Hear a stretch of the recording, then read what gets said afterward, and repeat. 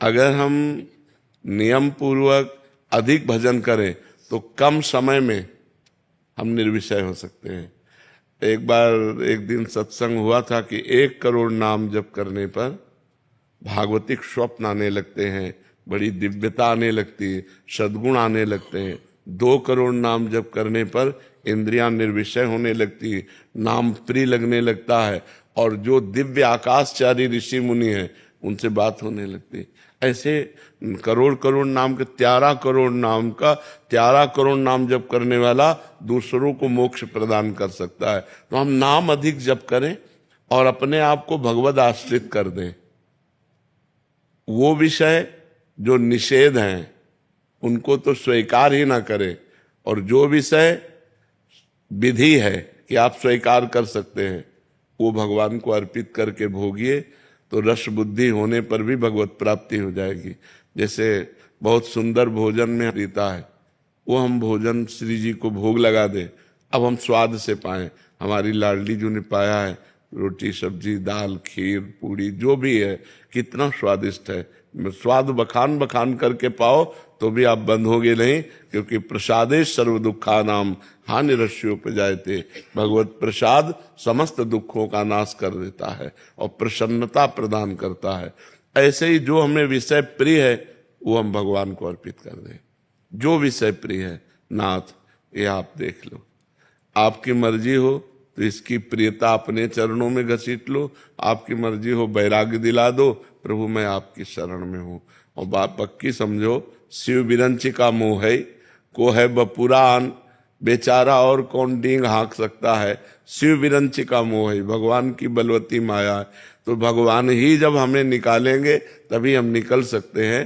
तो हम ऐसे रहें, आश्रित रहें, शरणागत रहें और नाम जप करते रहें, और इसकी चिंता ना करें, चिंतन करें। चिंतन जब इसका होगा विषयों का तो फिर हानि हो जाती है। जहां हम विषयों का चिंतन करते हैं कि यार, जब विषयों का चिंतन रस बुद्धि से हो तो तुरंत नाम के द्वारा उसे काटो, नहीं नहीं बहुत भोगा, संसार भोग रहा है, नहीं अब नहीं, राधा राधा राधा राधा, तो हम इससे निकल जाएंगे। घबराने की जरूरत नहीं है, ये हमारे प्रभु की ही माया है, किसी दूसरे की नहीं है। नहीं, किसी दूसरे की होती तो घबराने की जरूरत थी, मेरे प्रभु की ही माया है। तो जिस दिन मेरे प्रभु डांट देंगे उसी दिन माया मुक्त हो जाएंगे। ये भरोसा रखकर खूब नाम जप करो। बाबा सिर्फ नाम जप से हो जाएगा? हो जाए, पूर्ण नाम जप से हो जाएगा। नाम जप पूर्ण है। तीर्थ यज्ञ दान पुण्य स्वाध्याय इनसे पूर्ण नहीं होगा, लेकिन नाम जप से पूर्ण हो जाएगा। विराज भट्ट जी, राधा वल्लभ श्री हरिवंश। महाराज जी, क्या कोई ऐसा उपाय है जिससे मुझे रजोगुण और तमोगुण ना सताएं? हाँ, नाम है ना, जितना नाम जप करोगे, नाम त्रिगुणातीत है। वो रजोगुण तमोगुण से क्या, वो सतोगुण से भी ऊपर कर देगा। त्रिगुणातीत से त्रैगुण ने स्थिति प्रदान कर देगा। जितना हम अधिक, देखो खास बात क्या है, त्रिगुण रचना संसार है, भगवान त्रिगुणातीत है। संसार का चिंतन छूटे, चाहे मंत्र जप रहे हो, नाम जप कर रहे हो, या भगवान के पावन चरित्रों का चिंतन कर रहे हो, या चरित्र सुन रहे हो, या साधु संग महात्माओं का संग कर रहे हो, तो हमारा जब भगवान से संबंधित चिंतन होता है तो वो गुणातीत होता है। और जब संसार का चिंतन होता है तो वो सतोगुणी है तो सतोगुण बढ़ेगा, रजोगुणी है तो रजोगुण बढ़ेगा, तमोगुणी चिंतन है तो तमोगुण बढ़ेगा। संसार 3 गुणों से ही बना हुआ है और भगवान त्रिगुणातीत हैं। तो यदि हम भगवान का चिंतन करेंगे तो हम गुणातीत हो जाएंगे, संसार का चिंतन करेंगे तो त्रिगुण के अंतर्गत रहेंगे। तो यही डर हरिवंश हित, जिनो भ्रमय गुण सलिल पर, जे नामन मंगल लोक त्यों, सो हरिपद भज न विलंब कर।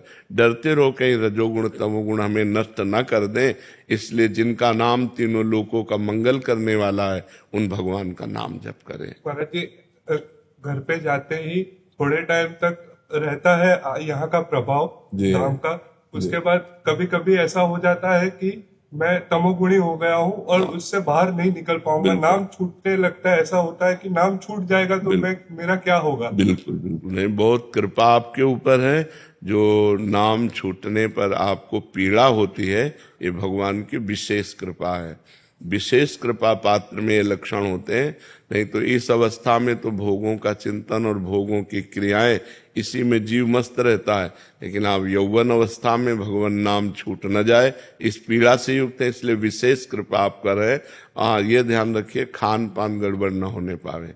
अगर हमारा खान पान प्याज लहसुन या शुद्ध भोजन, या जिन पात्रों में लोग मांस बनाते हैं उन पात्रों का भोजन जैसे होटल में है, रिश्तेदारों, फिर हमारी बुद्धि पतित हो जाएगी। तो कुसंग का त्याग करें और अभक्ष भोजन का त्याग करें, और शांत भाव से भगवान के नाम की बार बार आवृत्ति करते रहें, तो हम विजय को प्राप्त कर लेंगे। रजोगुण तमोगुण पर विजय। महाराज जी, एक छोटा सा और सवाल है। जी। मैं दीक्षा की दिनचर्या पालन करने की कोशिश कर रहा हूँ, लेकिन मुझे ऐसा कभी कभी लगता है कि जब तक ऐसा लगे ना, तब तक दीक्षा मत लो, नाम जप करो। नाम जप करते हो, समय थोड़ी व्यर्थ जा रहा है। दीक्षा ना ले और नाम जप करे तो उसका समय व्यर्थ थोड़ी जा रहा है, भगवत प्राप्ति की तरफ आगे बढ़ रहा है। नाम से ही भगवत प्राप्त। मान लो आप राधा नाम जप रहे हैं, या कृष्ण नाम जप रहे हैं, या राम नाम जप रहे हैं, तो किसी न किसी संत के मुख से तो निकला ही है ना, कोई न कोई गुरुदेव तो है ही ना। तो जिनके मुख से हम निकला नाम पकड़ ले, उन्हीं को गुरुदेव मान ले, तो पहली दीक्षा नाम दीक्षा हो गई। फिर जो मंत्र दीक्षा है, जब आत्मबल पुष्ट हो जाए तब लीजिए। जब हमारा आत्मबल पुष्ट हो जाए तब हम मंत्र दीक्षा ले लें, नहीं तो नाम दीक्षा मान करके खूब नाम जप करते रहे। हेमलता जी, राधे राधे महाराज जी। महाराज जी, वृद्धावस्था से डर सा लगता है, क्योंकि अभी अरे वृद्धावस्था के बाद एक अवस्था और आती, मृत्यु। वो सब कुछ छुटा देती। वृद्धावस्था में तो कुछ तो बचा रहता है, लेकिन मृत्यु अवस्था आती है, वो तो कब आ जाए पता नहीं। वृद्धावस्था के पहले आ जाए कि बाद आवे, कोई पता नहीं है। डरो, अगर मृत्यु से डरोगे तो डर कर भगवान की शरण में चले जाओगे। जो सभीत आवा सरनाई, रखी हो ताई प्राण की नाई। भगवान कहते हैं भयभीत होकर मेरी शरण में आ जाओगे तो मैं तुम्हें प्राणों से भी अधिक प्यार करूंगा। तो भगवान की शरण में हो जाओ, पक्का शरीर की दुर्गति होनी है। ये जन्म ही दुर्गति के लिए इस शरीर की, तुम सदगति को प्राप्त हो जाओ। अगर भजन ना हो तो बहुत कष्टप्रद शरीर होता। प्रेम में अपने प्यारे के द्वारा किया हुआ विधान सर्वमंगल में होता है। जोई जोई प्यारो करे सोई मोहि भावे। मेरे प्यारे जैसा करते वैसा भाव। जब तक प्रभु से नहीं जुड़ोगे तो भय ही भय है। कैंसर हो जाए, कहो जवानी में कैंसर हो जाए, कहो क्या रोग हो जाए। अब क्या देखो, हम बचपन से बाबा जी हमारे दोनों किडनी फेल, क्या रोग हो जाए, कौन सी परेशानी आ जाए, हाथ टूट जाए, पैर टूट जाए, दिमाग खराब हो जाए, कब क्या हो जाए। इसलिए हम भगवान की शरण में रहें, कोई पाप कर्म न करें, नाम जप करें तो हृदय में आनंद रहेगा। ऐसी स्थिति में भी हमारे हृदय में उत्साह है, हमारे हृदय में आनंद है, हमारे हृदय में एक शीतलता है, एक गंभीरता है, एक शांति है। ये हम इसलिए बता रहे हैं आपको कि हम भगवान की शरण में केवल इस बात से हम बच रहे।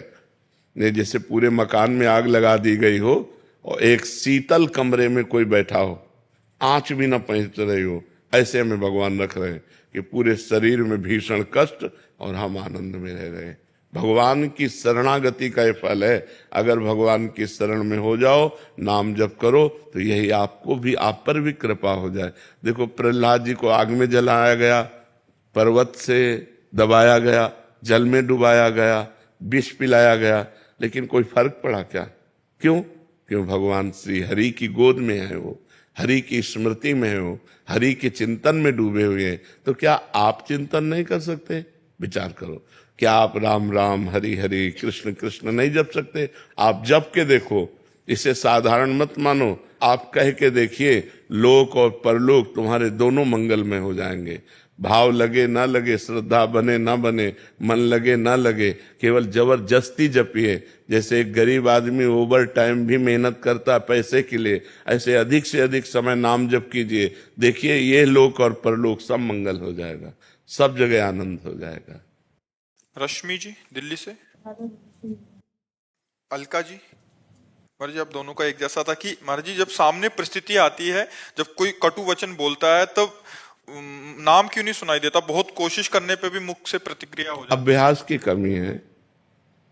यदि अभ्यास करें तो पागल आदमी यदि रोड में कटु वचन कहता हो, गाली देता हो, तो आपको बुरा नहीं लगेगा, क्योंकि आपको पता है आदमी पागल है। क्यों? पागल आदमी जैसे आपको गाली देने लगे या आपको मारने लगे तो आप उसके प्रति बुरा नहीं करेंगे, क्योंकि आपके अंदर एक भावना रहती है ये आदमी पागल है। ऐसे ही जब कोई हमें गाली देता है तो हम विचार के द्वारा समझे अभी ये पागल है, ये क्रोध से पागल हो गया है, ये ईर्ष्या से पागल हो गया है, ये द्वेष से, ये बेचारा दया का पात्र है, इस पर क्या नाराजगी करें। जब हम भावना बदल देंगे तो हमें आनंद मिलने लगेगा।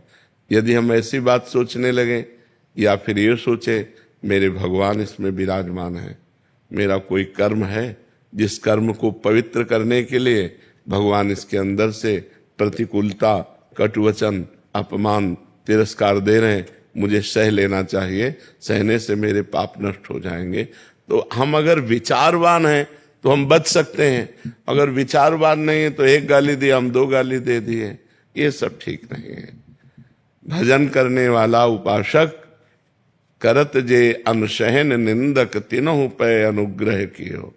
जो हमारा अपमान करें, जो हमारी निंदा करें, जो हमें दुख दें, उनको भी भगवान सुख दें, उनकी बुद्धि शुद्ध कर दें। वो बेचारा दोषी नहीं है, उसकी बुद्धि दूषित है, अगर बुद्धि ठीक हो गई तो बहुत अच्छा आदमी हो जाएगा। तो हे भगवान, जो ये हमारे सामने हमको गाली दे रहा है, नाथ इसकी बुद्धि शुद्ध कर दो, इसको आनंद प्रदान करो। ये भजन करने वालों का स्वभाव होता है, तो फिर भजन में हानि नहीं होगी।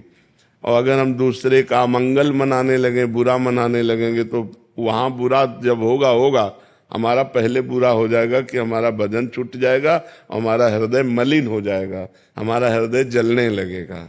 जी। राज प्रकाश शर्मा जी भोपाल से। दंडवत महाराज जी।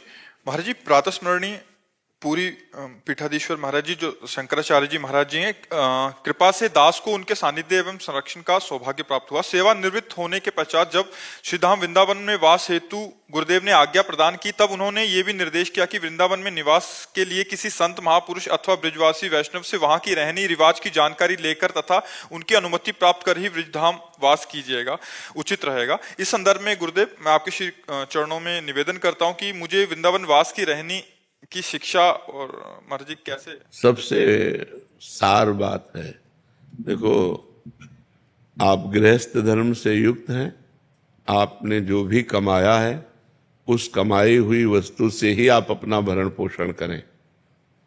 यहाँ के किसी ब्रजवासी या किसी वैष्णव या किसी संत के प्रति कभी दोष दृष्टि न करें। वो आपको गाली दे, वो आपके प्रति अवहेलना की भावना रखे, तो भी मान लो आप जैसे वास कर रहे हो तो यहाँ के ब्रजवासी भगवान के पार्षद हैं, तो बस हम सौम्य और शांत रहें। किसी संत की निंदा, वैष्णव धाम है यहाँ बहुत से वैष्णव जन हैं, तो किसी वैष्णव की निंदा ना करें और रज रानी का सेवन करें। रज रानी अगर हो सके तो रज के पात्र में भोजन पाइए, बहुत पवित्र भोजन हो जाता है। जब हम यहाँ के रज में बनी हुई पात्र जो है ना वो मिलते हैं, कामा में मिलते हैं, अपने लोग जितने भी सब साधक हैं सब उसी में पाते हैं।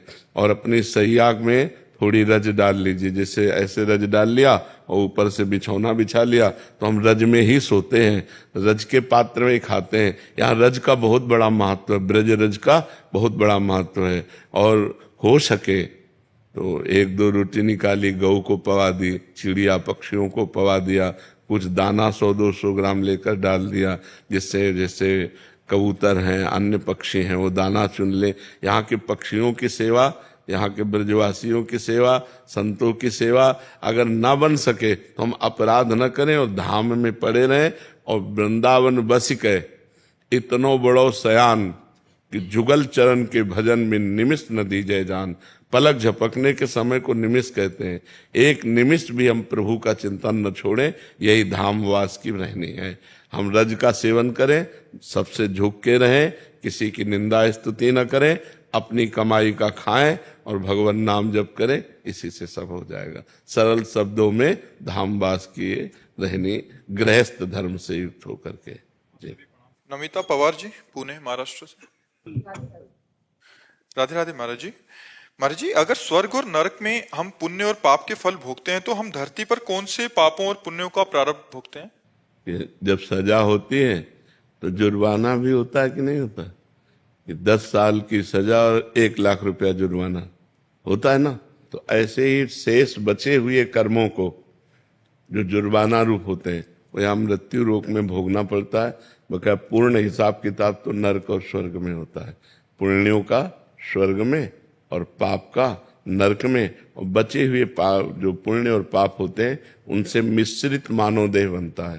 पुण्य देह देव देह, पाप देह यातना देह, और पाप और पुण्य मिश्रित देह मानव देह। तो इसमें कुछ पाप, ज्यादा नहीं, कुछ पाप और कुछ पुण्य मिलाकर बनाया जाता है, जिससे कभी सुख कभी दुख, कभी सुख कभी दुख, ये पूरे जीवन चलता रहता है। लेकिन देवलोक में दुख नाम की चीज नहीं है, नरक में सुख नाम की चीज नहीं है। यहाँ सुख और दुख दोनों हैं। अगर भजन कर लो तो पाप और पुण्य दोनों को नष्ट करके परम सुख को प्राप्त हो सकते हो, जो सुख और दुख दोनों से परे है। ये मानव देह में विशेष योग्यता है कि वो भगवान का भजन करके शुभ और अशुभ को नष्ट करके वो परमात्मा प्राप्ति कर सकता है।